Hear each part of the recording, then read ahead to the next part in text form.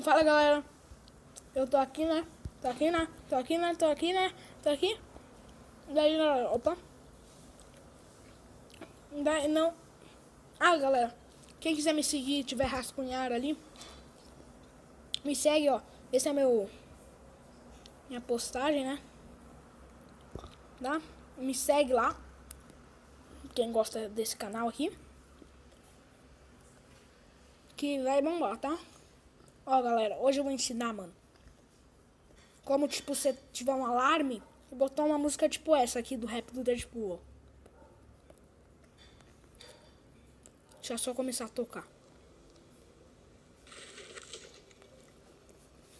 Do Taos.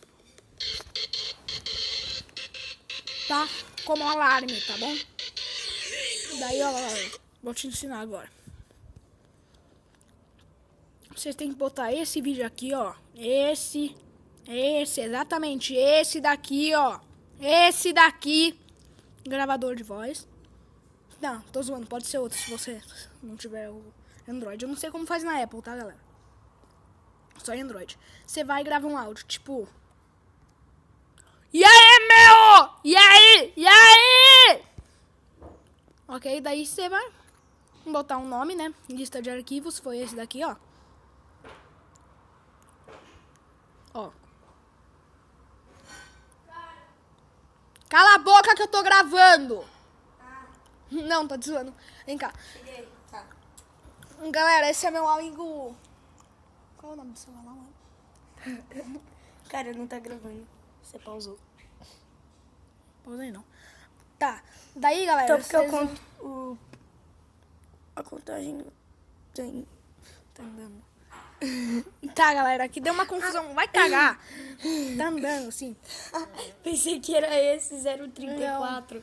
Não tá Ó, andando. galera. Daí, vocês vão pegar aqui e vão, tipo, ouvir a gravagem aqui, ó. Não tá dando pra ouvir muito bem, porque o negócio tá meio ruim aqui, tá? Ixi, não tá contando segundos. Acabaram de me mandar uma mensagem no WhatsApp, então não fingi que vocês não escutaram. Tá. Daí, galera, vocês vão aqui e vão clicar nesse daqui, ó. Tá vendo que tá ficando azulzinho aqui embaixo, ó?